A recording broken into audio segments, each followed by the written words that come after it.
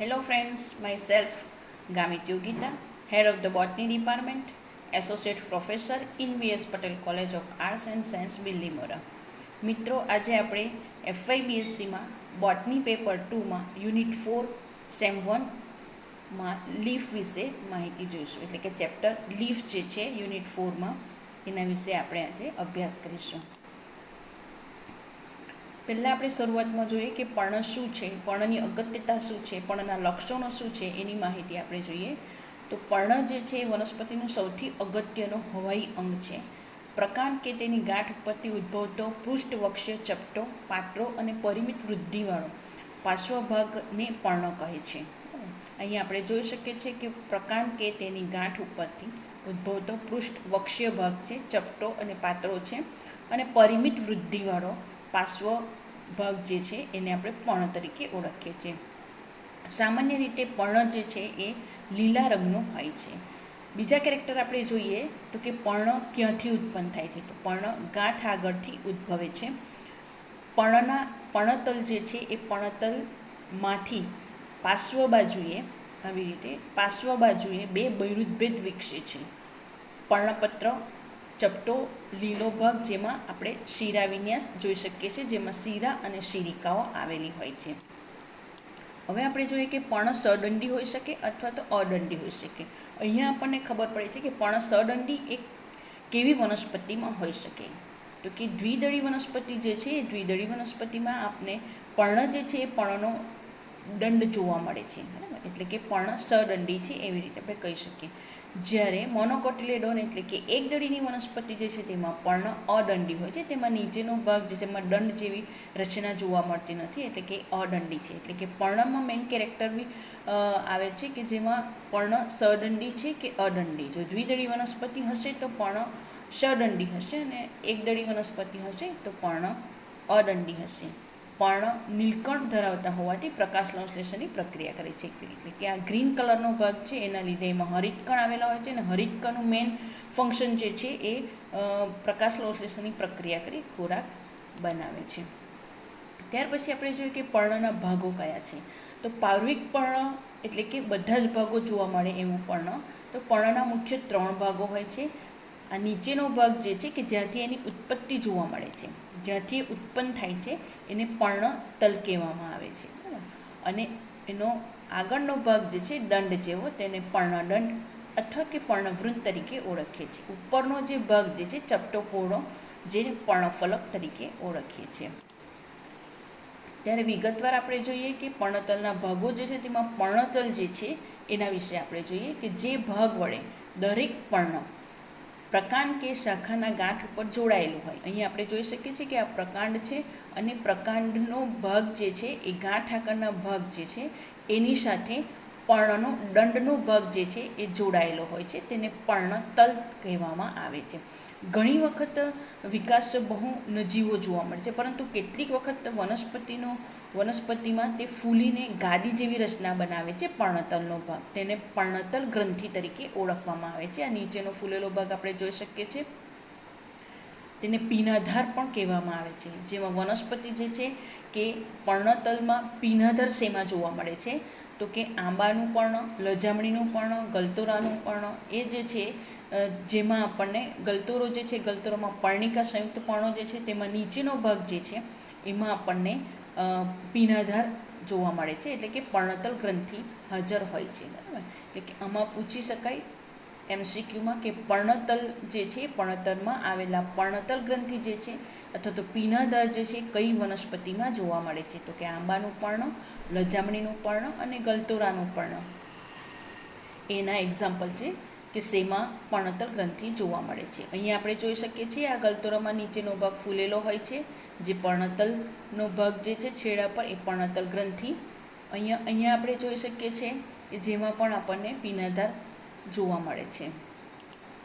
ત્યાર પછી આવરક પર્ણતલ. જ્યારે પર્ણતલનો ભાગ હોય તે આવરિત થયેલો જોવા મળે છે. તો મોટાભાગની એકદળી વનસ્પતિ અને દ્વિદળી વનસ્પતિઓમાં પર્ણતલ પહોળું આવરણ જેવું થઈને પ્રકારની ફરતે અપૂર્ણ કે સંપૂર્ણ વીંટળાઈને ભૂંગળી આકારનું આવરણ કે વેસ્ટર્ન બનાવે છે, ત્યારે તેને આવરક પર્ણતલ કહેવામાં આવે છે. હવે ઘણી એકદળી વનસ્પતિ છે તેમાં આપણે તાડ કેળ કે ધાણા જે જોઈએ છે તેમાં આપણે પર્ણતલનો ભાગ જે છે અમુક અંતર સુધી વીંટળાઈ જાય છે, અમુક અંતર સુધી એકબીજા સાથે વીંટળાઈને ભૂંગળી જેવી રચના બનાવે છે, જે અપૂર્ણ હોઈ શકે અથવા તો સંપૂર્ણ હોઈ શકે. તો આપણે કેળમાં જોઈ શકીએ કે આ ભૂંગળી જેવો ભાગ જે છે તે અપૂર્ણ છે, થોડો પ્રમાણમાં જોવા મળે છે. જ્યારે મકાઈ જેવી વનસ્પતિ છે અહીં આપણે જોઈ શકીએ છીએ તો આ ભૂંગળી જેવો ભાગ જે છે કે સંપૂર્ણ આવૃત થયેલો જોવા મળે છે પર્ણમાં, જેમાં ઘાસ અને મકાઈ એ સંપૂર્ણનું ઉદાહરણ છે. જ્યારે અપૂર્ણ જે છે તાડ કેળ અને ધાણા જેવી વનસ્પતિ છે તેમાં આપણને અપૂર્ણ આવરક પર્ણતલ જોવા મળે છે. આવરક પર્ણતલને પર્ણતલના સંગમ સ્થાને ઉપલી સપાટી પર જીવહિકા નામની જીભ જેવી ત્વચીય રચના જોવા મળે છે. તો અહીંયા આપણે જોઈ શકીએ મકાઈનો પ્લાન્ટ છે, એ મકાઈના પ્લાન્ટમાં અહીંયા આપણે પર્ણદલના સંગમ સ્થાને ઉપલી સપાટી પર અહીંયા થોડો ત્વચીય ભાગ જોવા મળે છે. એ ત્વચીય ભાગને આપણે જીવહિકા તરીકે ઓળખવામાં આવે છે. ત્યાર પછી ઉપપર્ણ અને ઉપપર્ણિકા એ પર્ણતલના ભાગમાંથી ઉત્પન્ન થતી હોવાથી એક એનો ભાગ છે. તો કેટલાક પર્ણ જે છે પર્ણના પર્ણતલ આગળના ગાંઠના ભાગમાંથી વિકાસ પામતા એક જોડી પાર્શ્વીય બહિરુદભેદ અહીં આપણે જોઈ શકીએ છીએ કે પાર્શ્વીય બહિરુદભેદ જોવા મળે છે, જેને ઉપપર્ણો કહે છે. બરાબર. હવે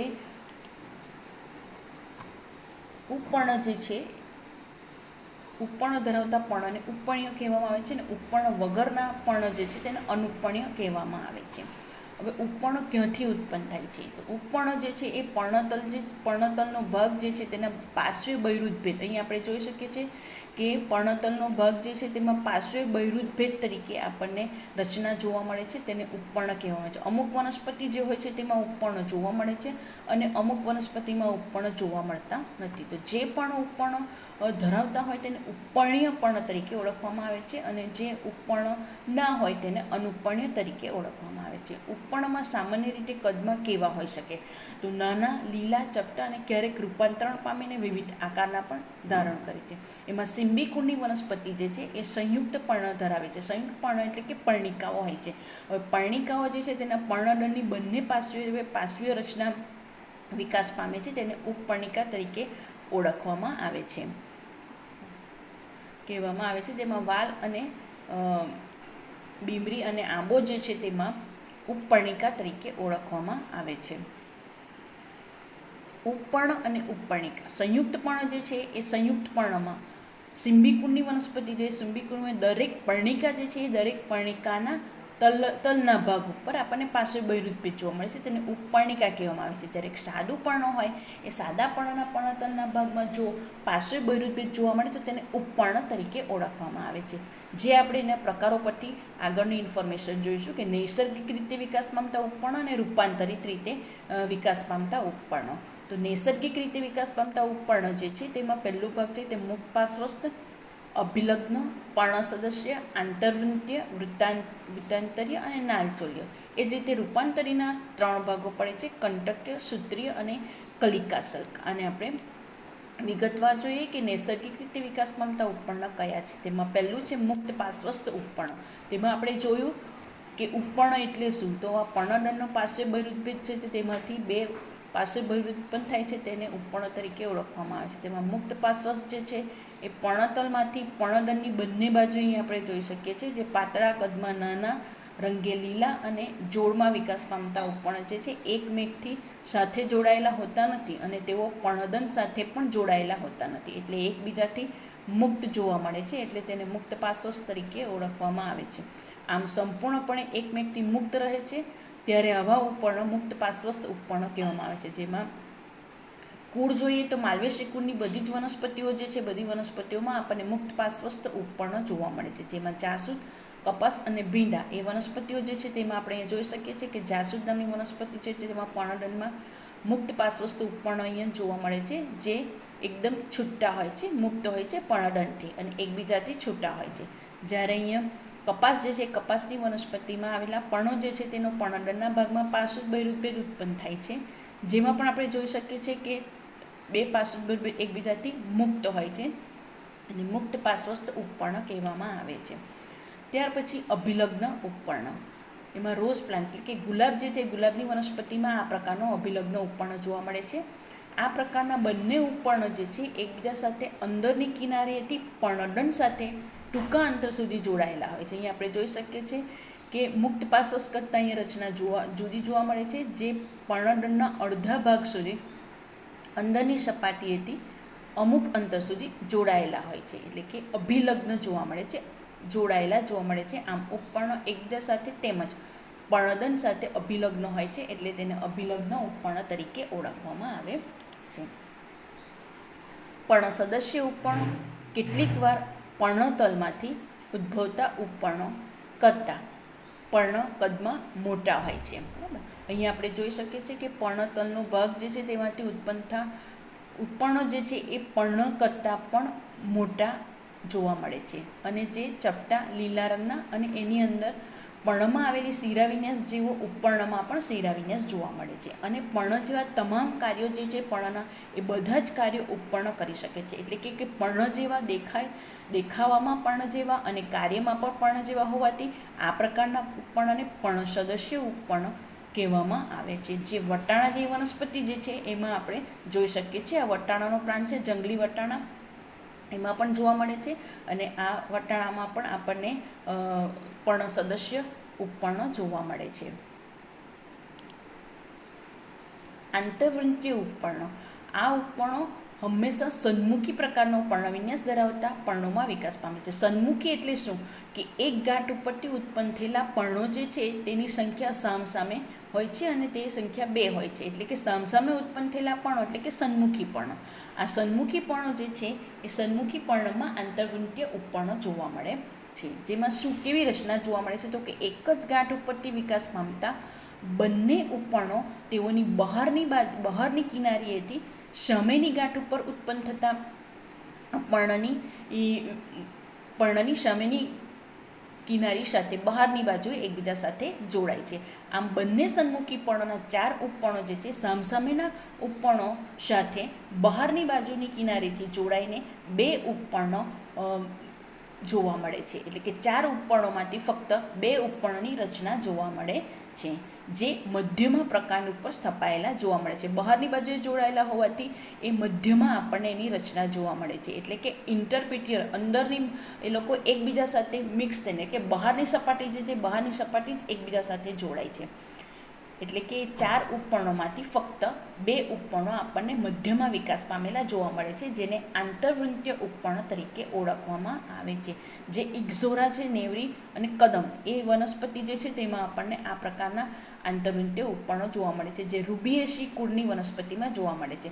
આ બધા જ ઉપપર્ણોના પ્રકાર જે છે તેમાં આપેલા ઉદાહરણ જે છે એ MCQમાં આપણને પૂછી શકે, ઉદાહરણ મૂકી શકે અને એના પરથી તેનો પ્રકાર પૂછી શકે, અથવા તો પ્રકાર મૂકેલો હોય ને એના પરથી આપણને ઉદાહરણ મૂકીને એનું આપણને પૂછી શકે, અથવા તો કુળ પણ મૂકીને કે રૂબિએસી કુળની વનસ્પતિમાં કયા પ્રકારના આંતરવૃંતીય ઉપપર્ણો જોવા મળે છે. એ જ રીતે આપણે મુક્ત પાર્શ્વસ્થ ઉપપર્ણો જોઈએ તેમાં માલ્વેશી કુળ જે છે એ માલ્વેશી કુળની વનસ્પતિમાં કયા પ્રકારના ઉપપર્ણોનો પ્રકાર જોવા મળે છે.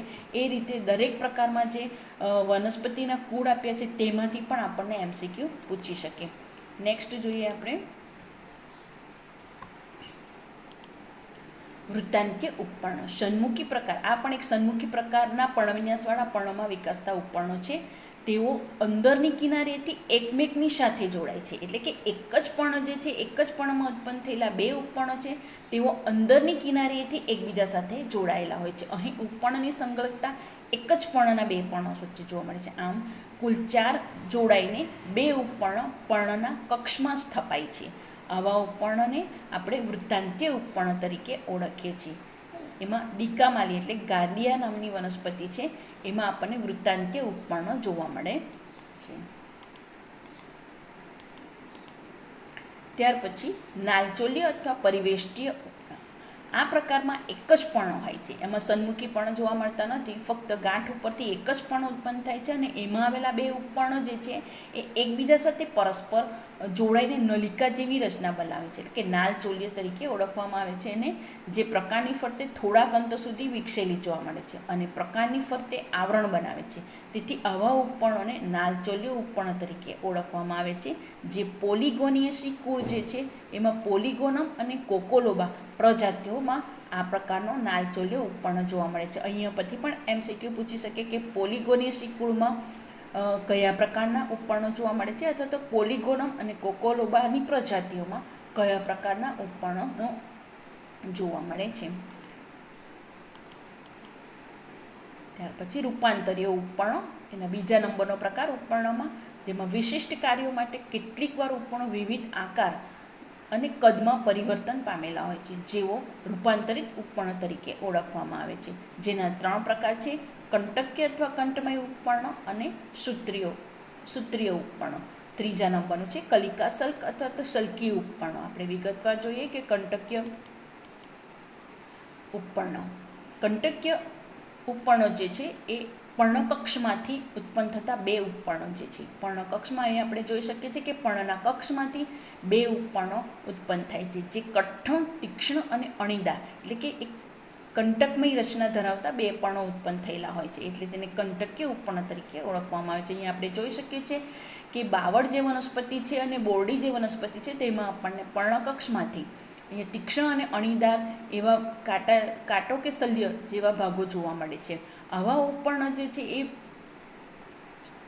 પર્ણ જે છે એ ચરતા પ્રાણીઓની વનસ્પતિઓનું રક્ષણ કરવામાં આવે છે, અથવા ઉપપર્ણ જે છે એ કંટક્ય અને કંઠમય શલ્યમાં ઉપપર્ણો તરીકે ઓળખવામાં આવે છે.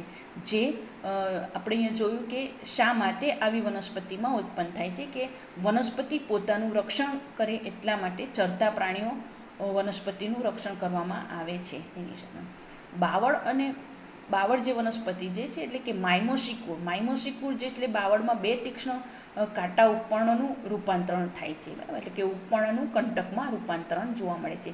જ્યારે બોરડી જે છે, બોરડીમાં આપણે જોઈએ તો કદમાં નાના હોય છે અને એક શલ્ય સીધો હોય છે, જ્યારે બીજો જે છે એ સહેજ વળેલો જોવા મળે છે. અહીંયા આપણને વળેલો જોવા મળે છે અને બીજી બાજુએ જે છે એ સીધો હોય છે. એટલે કે બોરડીમાં 2 પ્રકારના ઉપપર્ણો હોય છે.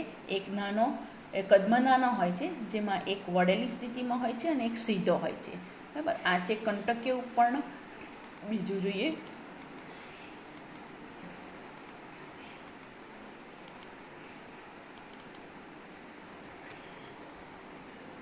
સૂત્રીય ઉપપર્ણ.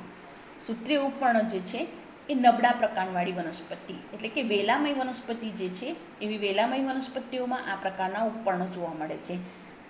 નબળા પ્રકારવાળી વનસ્પતિઓના પર્ણકક્ષમાંથી વિકાસ પામતા ઉપપર્ણોનું રૂપાંતર પાતળી દોરી જેવી રચનામાં થાય છે. અહીંથી આ પર્ણકક્ષમાંથી ઉત્પન્ન થયેલા ઉપપર્ણ જે છે એ આપણે જોઈ શકીએ છીએ કે પાર્શ્વ બહિરુદભેદ જે છે એ દોરીની રચના પ્રમાણેના ઉત્પન્ન થયેલા હોય છે, જે અગ્રભાગે અહીંયા સંવેદનશીલ હોય છે. સંવેદનશીલ હોવાથી જે આધારના સંપર્કમાં આવવાથી એ આધાર સાથે વીંટળાઈ જાય છે. આમ વનસ્પતિને આરોહણમાં મદદ કરે છે સૂત્રીય ઉપપર્ણ. આવા ઉપપર્ણોને સૂત્રીય કે સૂત્રમય ઉપપર્ણ કહેવામાં આવે છે. આવા ઉપપર્ણ જોડમાં અને કક્ષમાં આવેલા હોય છે. સ્માઇલેક્સ નામની વનસ્પતિ જે છે તેમાં આ પ્રકારના સૂત્રીય ઉપપર્ણો જોવા મળે છે. ત્યાર પછી કલિકા સલ્ક અને સલ્કી ઉપપર્ણ. પ્રકાંડ કે તેની શાખાના અગ્રભાગે આવેલા ઉપપર્ણો જે છે સલ્કમય, ચીવટ અને મજબૂત હોય છે, જે અગ્રકલિકાને રક્ષણાત્મક આવરણ આપે છે. અહીંયા આપણે જોઈ શકીએ છીએ કે અગ્રકલિકા, પ્રકાંડના અગ્રભાગે આવેલી અગ્રકલિકા જે છે એની ફરતે 2 ઉપપર્ણો ઉત્પન્ન થયેલા છે પર્ણકક્ષમાંથી. જે અગ્રકલિકા હોય છે એ અગ્રકલિકાને રક્ષણ આપવાનું કાર્ય કરે છે, ચીવટ અને મજબૂત હોય છે, એ રક્ષણાત્મક આવરણ તરીકેનું કાર્ય કરે છે. અને અગ્રકલિકાનું વરસાદ, ગરમી અને જીવજંતુની સામે પણ રક્ષણ આપે છે. આમ ઉપપર્ણને કલિકા સલ્ક તરીકે ઓળખવામાં આવે છે. અહીં આપણે રૂપાંતરિત થયેલા જે છે ઉપપર્ણમાં આપણે 3 પ્રકાર જોયા. કંટકમય, કે જેનું કાર્ય છે કે વનસ્પતિને પ્રાણીઓ સામે રક્ષણ આપવાનું, એ રીતે રૂપાંતરિત થયેલા હોય છે કંટકમય. જ્યારે બીજું છે સૂત્રીય, એ વનસ્પતિને આરોહણ માટેનું કાર્ય કરે છે. અને જ્યારે કલિકા સલ્ક કે સલ્કીમય જે છે એ અગ્રકલિકાને રક્ષણ આપે છે, તેમજ વરસાદ, ગરમી અને જીવજંતુની સામે પણ રક્ષણ આપે છે. અહીંયા આપણે ઉપપર્ણ જે છે એ ઉપપર્ણના અહીંયા પ્રકાર પૂરા થાય છે. ત્યાર પછી આપણે પર્ણનો ભાગ જે છે એ પર્ણદંડ અથવા પર્ણવૃંત. પર્ણતલ આપણે જોયું કે પર્ણતલમાં શું આવેલું હોય છે. પર્ણદંડ જે છે એ કેવા હોય છે?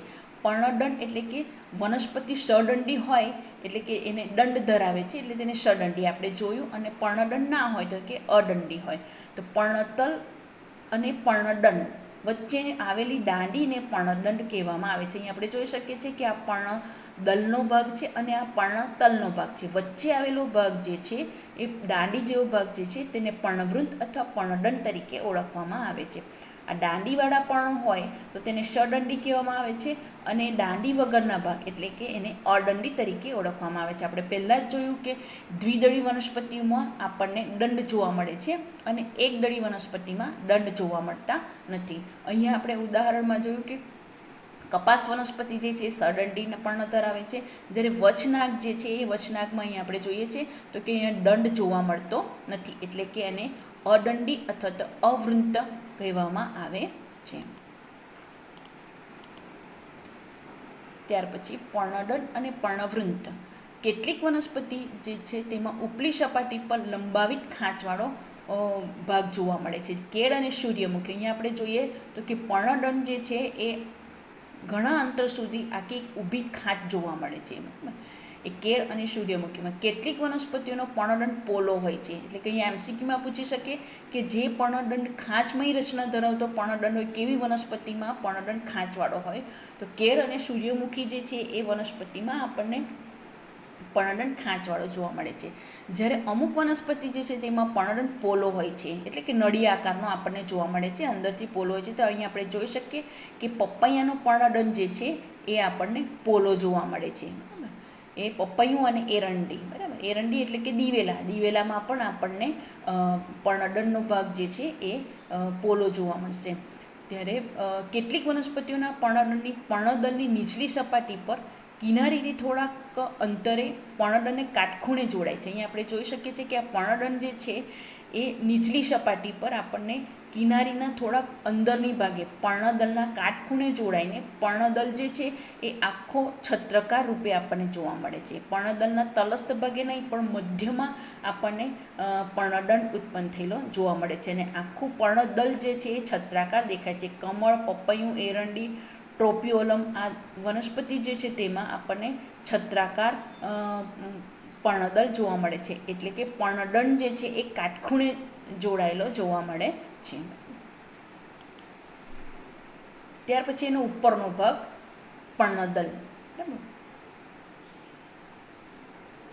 પર્ણદળ એટલે કે અહીંયા આપણે રચના જોઈ કે પર્ણના કેટલા ભાગો છે. તો શરૂઆતમાં આપણે જોયું કે પર્ણતલનો ભાગ અને એની ઉપર જોયું પર્ણદંડનો ભાગ.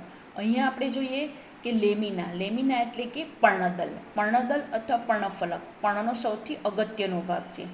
તે ચપટું, પાતળું, ફલક જેવું અને જુદા જુદા આકારનું હોય છે. અહીંયા આપણે જોઈ શકીએ છીએ જે પ્રકાશ સંશ્લેષણ, બાષ્પોત્સર્જન, શ્વસન એમ અલગ અલગ કાર્યો કરે છે અને ઘણા કાર્યો કરે છે એટલે એને અગત્યનું ભાગ એ રીતે ઓળખાવવામાં આવે છે.